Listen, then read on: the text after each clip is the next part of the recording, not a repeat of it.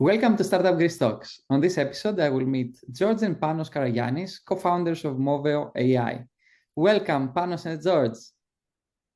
Thank you for having us, Thanos. It's a pleasure. Hi, Hanno. Thank you for having us. Great pleasure to have you, and I'm looking forward to discuss about that interesting and quite, AI.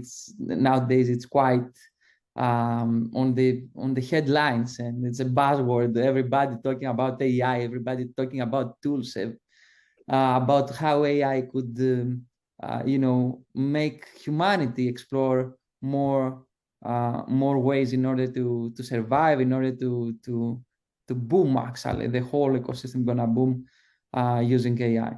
So it's a pleasure to talk with you, and I'm looking forward to discuss more. And on that point, I would like to ask you, where are you right now, and what are you doing?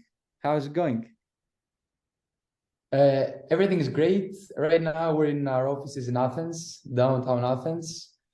We're working hard. The end of 2022 gave a good taste of what's about to come for 2023. Mm-hmm. It's going to be exciting. We live in the era of AI, and now I think these years, things are starting to realize, like all the promise that we have been hearing all these years, that AI is gonna change our lives. We're actually witnessing it right now, and 2023 is gonna be a big year, and there's gonna be a lot of products and a lot of algorithms that are gonna change our day to day, and it's gonna be noticeable for sure. So, Panos, how's it going? I'm sure that you are together in the same office. AI hasn't cloned you yet, but how's it going? How's it in Athens? Everything is great. As George said, we're working hard on the next big thing. And Moveo, we work on that subfield of AI called NLP, right? Natural language processing. And I'm sure you've heard the past couple of weeks, all the hype around GPT and ChatGPT. So we've gotten our hands dirty already and working on certain prototypes that we think are going to really change the game. And we're just very excited for what 2023 has to show. And it seems like a lot of the promises are going to materialize. I really like your intro, Hanno. It's really a very, very promising year. Yeah, sure. But I cannot understand if AI could understand your hands, actually, because I see blaring. It doesn't work so well on that. Yeah, exactly.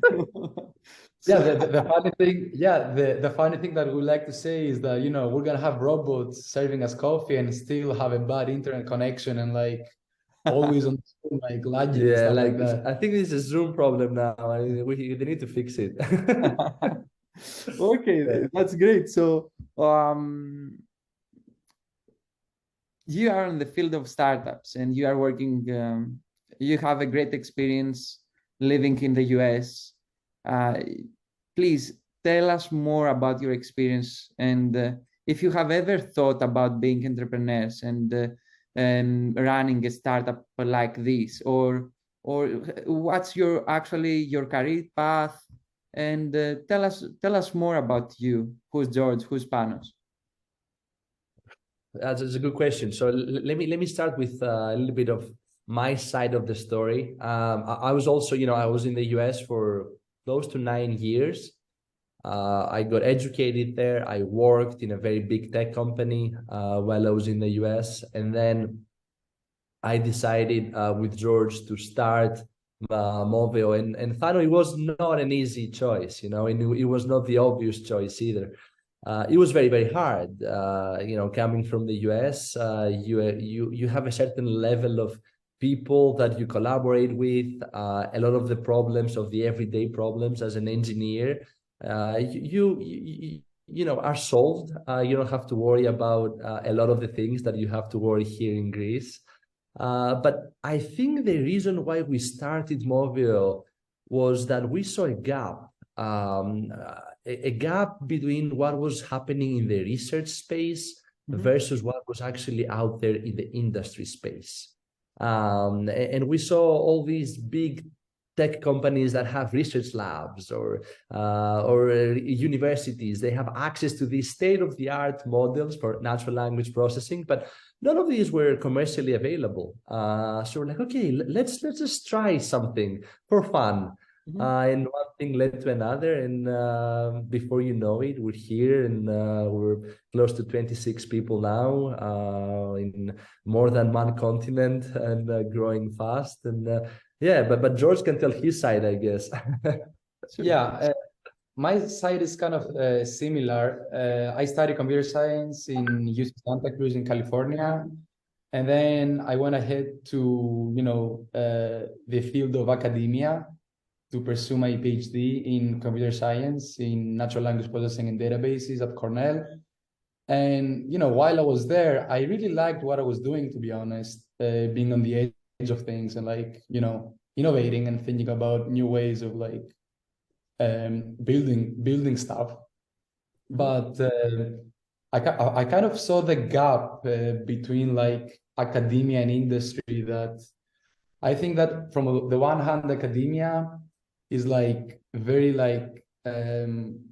abstract, I would say. Like the way of thinking in academia is like you have to publish and publish and publish and publish without really thinking of the impact that you leave behind.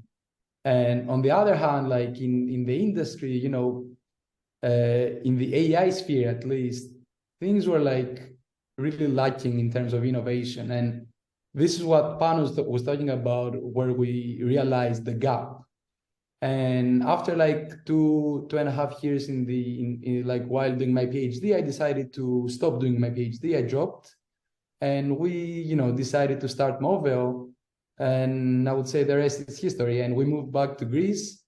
Moveo was like a COVID company, so we were conceived, like COVID babies and COVID startups. Okay, I like it. Yeah, exactly. And as they say, sometimes bad things are like the pandemic. They bring about opportunities, and we really believe that. 2008 economic crisis, many startups were created like Airbnb that changed the industry. And I think that there's opportunities wherever you look, and we decided to seize this opportunity, put our technical backgrounds into practice, and create Moveo. So that's in a nutshell, our background. Thano, never let a good crisis go to waste. Yeah, okay. It's a big conversation about crisis, and what's gonna happen after the crisis or during crisis. But yeah, sure. So great stories, and it's not that easy to say that I'm an engineer, and actually you were on the best market for engineers. You could get very high salaries, and you've done it, and you've started your own startups due to probably COVID. But let me ask you, what is Moveo, and what are you actually doing? Right. We haven't talked about the most important thing. You want to go ahead? Yeah, sure. I mean, Moveo, Thano, is basically a platform, okay? It's a platform that allows people to seamlessly and extremely easily create virtual assistants. So initially we had, and probably you've already used a chatbot, right? That's the version 1.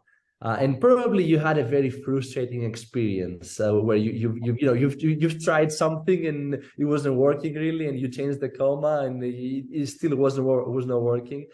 So we changed all that, and now the technology is in a much better place, where it's going to revolutionize how you talk to machines and how machines really understand the meaning of sentences. So Moveo is a platform that allows you to build that, maintain a virtual assistant, deploy it to production environments, version it, see your analytics, auto improve.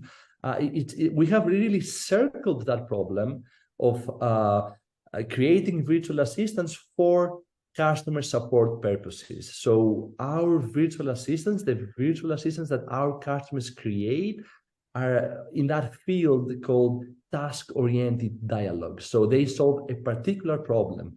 They're not like ChatGPT, in that sense that ChatGPT is an open domain dialogue. You can ask, how many legs do 4 elephants have, and how many, but it can't really, you can't really make a payment yet, or you can't really, ask for to cancel a withdrawal or cancel your reservation. That doesn't work like that. Okay. So we're in that space that you can do task-oriented things, and we can connect to third-party systems, accept payments, and do all sorts of interesting things. Okay, so everything gonna be connected. So you provide the platform that it's easy to use. It's a no-code platform, and you can integrate it with any other, let's say, well-known platforms like every chat, as far as I can see, isn't it? Yep. Exactly. It's a turnkey solution, really. You just log in, you drag and drop a few things, you let the AI handle the rest, and it's really seamless. You don't need to know coding. Things just work. You can have, it's called omni-channel, what you just described. Every channel basically talking to you at the same time. You get infinite scalability. Thousands or hundreds of people can talk to you at the same time. So it's really changing, how customer support is done. So how many customers are already on board? I think we're close to 27 right now, close to 30, I would say, as a ballpark. We started 2.5 years ago, 2 years ago almost. And, we're really seeing that, there's a need for what we have. And we're noticing that in 2020 and later, customers, they want to interact with the business and just be able to get to be able to resolve their problems very, very fast and very, very easy. And we think that the future is going to be through conversational interfaces. This is what we're actually giving the chance to our customers to build for their own data, which is really important because a fintech company wants a different virtual assistant than a game tech company. Because, of course, they have different needs and they have different processes. And we let companies incorporate all their data and all their processes inside our platform, such that they get a smart, robot, so to speak, very plainly, that handles the majority of the requests that they get. Do you have any specific needs, or it's quite broad and you can support everybody? So it's a good question. So far, all the customers that we have fall under the umbrella of customer support. So I can give you some names. For example, Kaiser Gaming. We're operating in more than 10 countries, and we serve all of their members for multiple, let's say, transactions and things that can go wrong while they're playing. Or Scrooge is another big success story. And Avis, Attica Bank, and things like that mostly fall under the customer support umbrella. And right now we've managed to handle, probably close to 1 million monthly active users from across the globe. Probably that's we're getting requests from 85 countries. I think right now in 19 languages. So we see that there's a lot of opportunity there, even though that's a general field to be in right now. We're thinking that a lot of our competitors don't really use AI.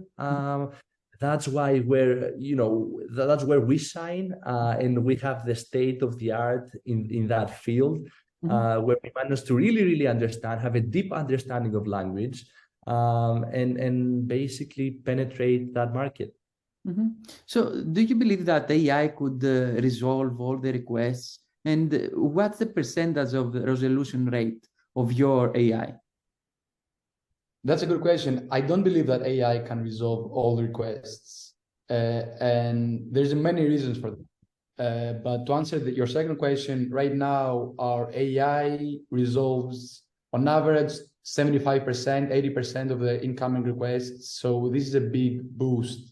And a big advantage to have as a company, because you can handle peak hours, and you can have a healthy customer support department that doesn't bleed because most customer support departments bleed, and we managed to resolve this, and it happens not by sacrificing the customer experience, but on the contrary, you resolve a majority of your requests, but you also increase customer experience, which is both goals achieved. But the reason I was saying that the AI cannot resolve 100% of the incoming requests is mostly because of data.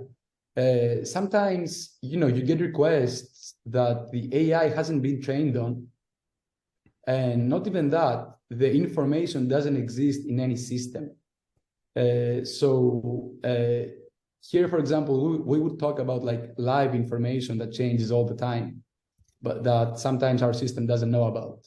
But this is the great thing about Moveo and the way we have designed our algorithms, is that what we say internally here is that we know what we know, but we also know what we don't know, which pretty much means that whenever the AI cannot understand, it handovers the conversations seamlessly to a human, because we don't want to like frustrate the people that talk to the AI.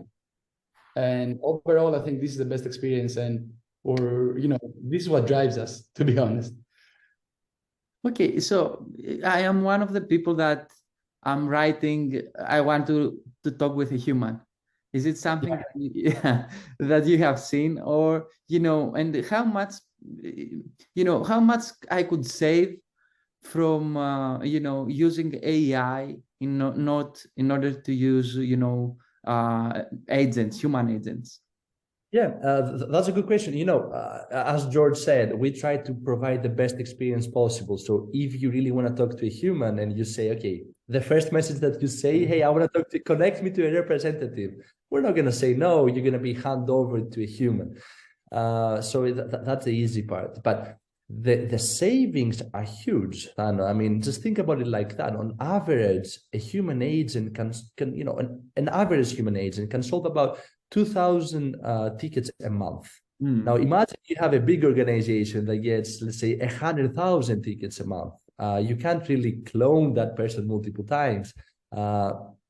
That's where we step in. And also, imagine that you need to serve your customers, let's say at 6 a.m. because there's on Sunday. I can give you examples like that. So it really, it's not only cost saving, but it is also there for you 24/7. And at the same time, it also solves all the mundane tasks, right? Therefore, the human agents don't have to, let's say, cancel your reservation, because that can be automatically done by the system. And you can have your sales, your workforce do other more interesting things. Great. So we are talking about the other interest things, and I would like to ask, how do you make money? What's the business model that you use? Because for sure companies could provide better customer experience to the customers, and also could save some time. So, but could they also save money using AI? Right. Yep. Right. I think like cutting costs is a big important thing that companies ask for. But our business model is it's kind of simple in the sense that we're SaaS, which means that we have a pretty much standard model where we have so-called pricing plans, pricing tiers. Each tier goes from the cheapest plan to the most expensive plan, and it has a specific set of features. The cheapest plan usually targets smaller companies that don't have a huge budget, and they don't have a huge volume of incoming requests. So each plan has a set of features and a number of monthly sessions, monthly conversations that it includes. And we charge per session whenever a company exceeds the number of sessions that are included in their tier. So, but basically, a session, if people don't know, is a dialogue, right? So when you start talking to the chat, however many messages you might send, that's one session. Yeah. Okay, and it sounds logic because you use you use the infrastructure in order to provide answers. So it's very logical. Okay, great. And what about the market? How big is the market that you are serving? Well, the customer support market is a huge market, probably like a $50 billion market, right, across the globe. Thano, right now we are in that space. We haven't had the need to converge to a more specific niche, but this is something that we explore now as we, as we try to go outside of the boundaries of Greece. Therefore, we're exploring when playing with different ideas of becoming more specialized in specific things that would help us penetrate, let's say, the US market or the Brazilian market. We've already had a few successes in both the United States and Brazil just by selling what we have right now. But we're always experimenting and we're always looking for that specific niche that we might have to double down in the future. Okay, so you're talking about future, and I would like to ask about where would you like to be in the next, let's say, 5 years? It's it's a very common question. Yeah. So I'm looking for your answer. That's a good question. I'll just say one thing and I'll let George handle the rest. Thano, we're not playing for second best. We're playing to be up there.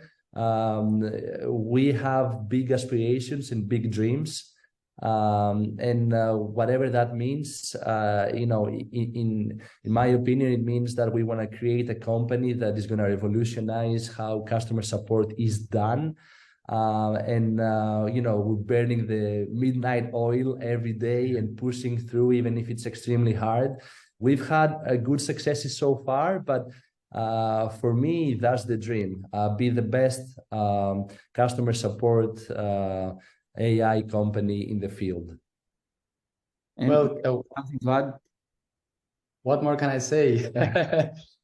The reality is that our immediate goals is to continue innovating for sure, because as a tech company, you have to do it, and it's what drives us, to be honest. And we want to be essential to the companies that use us and trust us. And we want to continue doing this for new markets, being able to talk to more people, get more experiences, grow as a team, and just continue doing what we are doing right now, I think. Great. So I got that, Panos, you talked us about not to be the one that you're gonna capture the whole market. So, and I would like to, and you talked before about the competition, and the most competitors don't use AI and these technologies. So is there any other competitor that they are looking to enter the market? There are barriers in order to do that, and how are you gonna face it, or face it, or already facing? Yeah, I mean, there is competition, Thano. Obviously, it's a big market, so there are players out there. I can name a few, for example, Ultimate AI, Boost AI, For AI, big tech companies like, let's say, IBM or Microsoft or Google have their own type of solutions, even though the market is a little bit more fragmented in the sense that, big companies like that target extremely big organizations. For example, Microsoft would target JetBlue, which is going to bundle the conversational AI on other things. But we're not going for JetBlue, okay? At least at this stage for now. So that's why I'm not so much worried about the very, very big tech giants. Well, what I think, and we're pushing, every day at Moveo, and we're striving extremely hard, is we always say we try to innovate, and that's a big, big step. If we don't find what kills Moveo, someone else will. Things change fast in the tech industry. We've had very, very good and fast successes, but as I said, things change very fast in technology and AI. So I think what's going to set us apart is also coming from maybe the engineering side of me is first of all have an extremely good product. Second, building an all-star team, because we will never be able to be an all-star company without all-star players. And then we will prioritize our profits. So in that order. So we're always following that type of mentality, and I think has been going very well for us. It's hard to predict the future, but we're very optimistic, and especially having, you know, these first few quick successes and wins, it's really, really boosting our ego and triggers our appetite for more things and bigger things. Great. And I like quite a lot that you are talking about people and culture and the whole team and all-star team that you are working with and you would like to build. This is why you believe that you're gonna acquire the market, and why you believe that now with that competition you're gonna make it, and you're gonna make it quite big. You want to take this one, or should I take this one? Yeah, I mean, listen, it's hard. It's hard, like playing with against like all these players. But I think what we have and what we have, well, we have an agile team, and we have the expertise that, you know, the founding team has, which is really important because the founding team gives the product direction.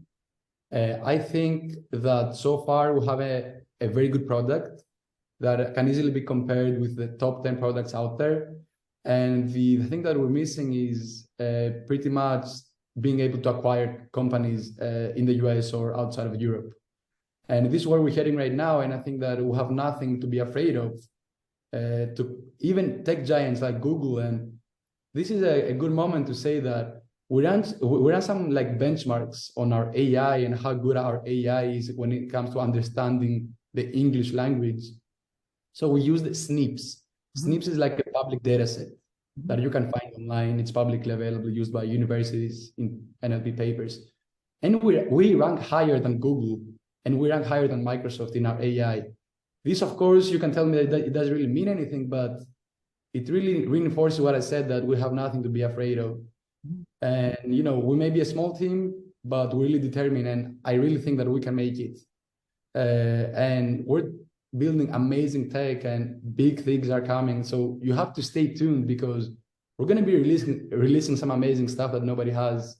And that's why I said it's an exciting opportunity to be in. Could you share with us a sneak peek in order to know what to wait for? I can definitely do this. So what we're building right now is that we're trying to eliminate the learning curve that is needed for a company to create a virtual assistant. What does this mean? It means that for a company to create a virtual assistant right now, they have to get acquainted with the platform concepts, and they have to be able to like think a little bit like smart how to create the whole virtual assistant. We're gonna move away from this, and we're gonna change how the virtual assistants are being built, because we're gonna be using unstructured data, and we're gonna be building the assistant automatically. And not just that, we're gonna be using generative AI when it comes to how the assistant handles questions that it doesn't know about. And we're going to be using unstructured data sources that every company has to be able to even increase even more the resolution rate that we currently have, and create a much, much better experience for both the company and the end user, because we have two personas that we're targeting right now. So this is what we're going to be calling Moveo Autopilot. And we're going to be releasing some stuff very soon. That's great. And, you know, it's something that's probably gonna give you more traction and acquire some more customers and bring some more customers on board. Yep. So in order to grow, you need the fuel in order to do it. So how's your financials? Do you have enough sufficient runway? And because as far as I know, you have raised already from several angel investors from 400K. So how's it going so far? So Look, Thano, we have been cash flow positive almost day one. I mean, and even when we raised the money, it wasn't because we needed the money.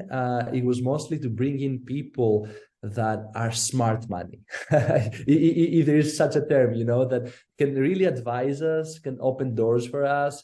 And that first, investment was mostly to fuel our initial plans on the expansion outside of Greece, namely in the United States and Brazil.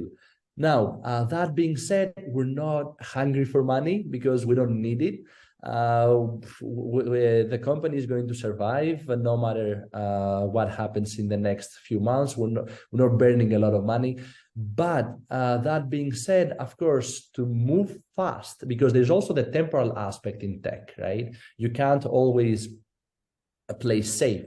We're thinking about the next steps, and we're looking at a horizon of 6 to 7 months from now, where we might have to go raise a big round that's going to fuel and finance the efforts for the expansion of Moveo outside of Greece, and mostly in the United States and Brazil. Okay, would you like to share with us how big we're gonna be this round, or? Well, it's really hard to say 6 months from now, but we're looking at least a couple of million euros to be able to say that we might be able to make a dent in those markets and move at the speed that we want to. But for now, we're just not thinking that far ahead. We're thinking of how we're going to position ourselves so that we have a very, very, very compelling story. And I think we're very, very close to that, especially given that our tech has been working, it has been delivering, and we have been making quite some profits. That's awesome. And I believe it would be quite good to have, great players on that field as Greeks. And as far as you know, there are several Greek scientists on that field, and you could, Exactly. help that leverage, let's say, to expand and attract talent and at the same time customers. So I would like to wrap up, and I have two questions, one for you, Panos, and one for you, George. You could choose which one you would like to answer. So the first question is, if you would like to share with us a funny story during that 2-3 years that you're running Moveo.AI, and the other one is to share with us your favorite quote. Who would you like to take the first, and who the second? Well, you're catching us unprepared, to be honest. You want to go for you have a fine one? I can go with a quick quote, for example.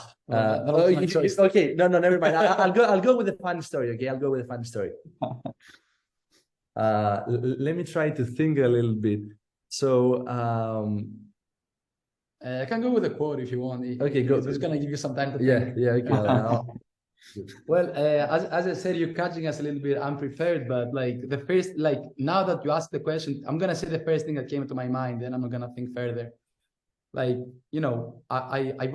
always been kind of an admirer of Steve Jobs, pretty much most people, I would say. I've read his book 3 times, but this quote comes to my mind is stay hungry, stay foolish. Is a perfect encapsulation of how you should behave, especially early in your life, in the sense that you have to be foolish. You have to be able to play the fool, and just keep your head down and work and work and work, because there's no shortcuts. And I think this is what he meant. But with this, there's no shortcuts. The sooner you understand it, the better. Stay foolish and always, stay hungry and work towards your goal. And that's the first thing that came to my mind. Maybe I have better ones. That's a good one. That's a classic. So yeah, I went with that. That's a good one. You have studied the classics, let's say. Yeah, exactly. The modern classics. Okay, good. And I can say, probably a funny story that happened. So we were first starting Moveo, right? And we had hired an experienced salesperson, right? That salesperson is no longer with us. But in any case, we were a very small company, and we had a good product, and we were trying to sell. So we had a very extremely important meeting with one of our biggest clients that was going to be one of our biggest clients. He was going to be like the CDO of the company or the CEO. I don't remember exactly. It's been like years now. I'm not going to say names or anything like that, but our salesperson, he was the only gray-haired person in the room. So we're like, okay, you need to be there. So we look, more serious, and we're like a big company, but we were only, as a matter of fact, like 3 people. It didn't matter. So it was June. It was like very, very hot in Athens.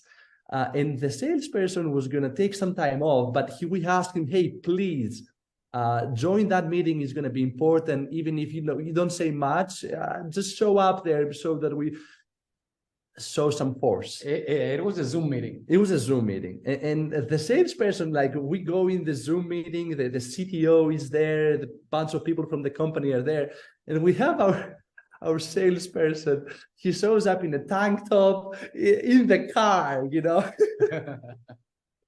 Oh, and we're like, oh no, this is no way. We lost the contract. I mean, we have been working finally. We were working for 3+ months hard on this one, gave a POC, and it was the final meeting. If we got the stamp of approval from that person, that was going to be it. And we thought we lost it, but it turned out okay, and we got the contract. But it was very funny. I mean, we closed the Zoom meeting, and we're like, no way he just did that. He's no longer with us, but it's a very funny story of how things unfolded, and that was a game changer for us because we were only just starting. We were a very, very small team, and we were not as experienced. But it was very funny to go through that. So, guys, thanks a lot for your time and for your positive energy. And I really like what you're doing and the spirit and the vision and how you build it. So I would like to wish you the best, and for sure we will be in touch. I don't know. Thank you for having us. It was a pleasure talking to you. Thank you for having us, Tano. It was great talking to you, and we'll be in touch for sure. Great pleasure, guys. Thanks a lot.